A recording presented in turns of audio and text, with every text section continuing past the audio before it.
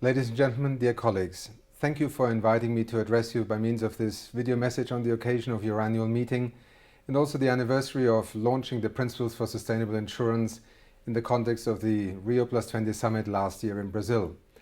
Since we launched that Principles for Sustainable Insurance initiative last year, almost 60 companies have become signatories and partners in this initiative, easily doubling the number of the original launching partners, and the prospects for 2013 look very bright that we may have many more partners joining us this year. This will make PSI probably the largest collaborative initiative between the United Nations and the insurance industry, and this is very timely. Increasingly, in a world that is challenged both by economic, environmental and social challenges, public policymakers, the public, societies, economists are looking for greater scope for collaboration between governments and the private sector and the marketplace.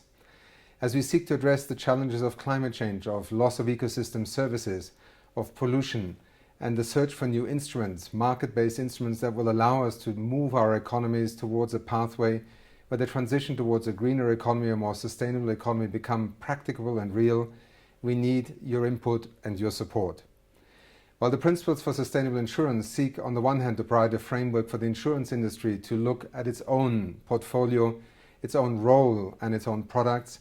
it is also very much an engagement point for us in the public policy sector to seek your inputs, your guidance, your ideas, and also the conditions under which new products, for example in the insurance market, may assist us in trying to address challenges such as global warming, be it in terms of mitigation, adaptation measures, or the broader sustainable development agenda.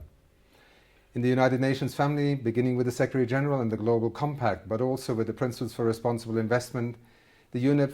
Finance Initiative, and many of the associated interfaces that today exist between private sector actors and the United Nations system,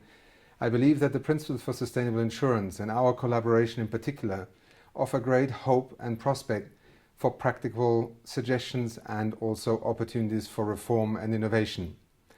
We count on the insurance sector to facilitate markets to evolve, to also provide a platform on which investments can take place that in the absence of an adequate range of insurance products and services may never materialize.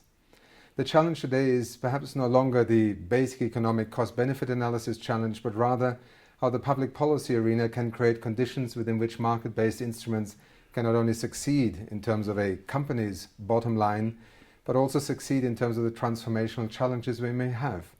be it in the field of resource efficiency, energy efficiency, adaptation, reaching into areas such as the role of forests on our planet, and how a much greater investment also of private markets, private investors, can become part of expanding the carbon storage capacity of our planet through expanding forest areas.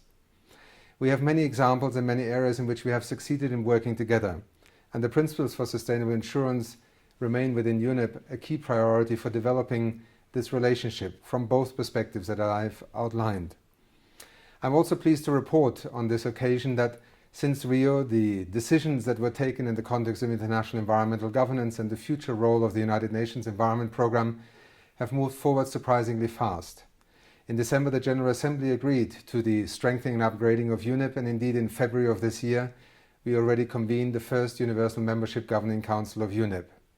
All member states of the General Assembly will now be represented in this forum of governance for the environment of the United Nations. And as the Governing Council decided this February, the annual meeting will in future be known under the title of the United Nations Environment Assembly. I hope this provides you also with further confidence that engaging through the lens of environmental sustainability on the broader array of sustainable development issues is not only a promising one, but a critical one in which we can inform public policy, but also private sector actors and the members with whom you work every day and that you serve.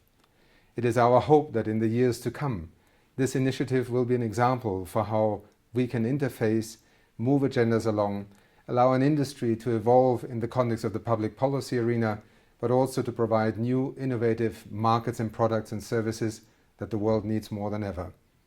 Thank you once again for providing me this opportunity to address you, and I wish you a very successful meeting and look forward to an intensifying and successful cooperation between our two worlds, if I may call them, that at the end of the day belong to one world, our planet. Thank you.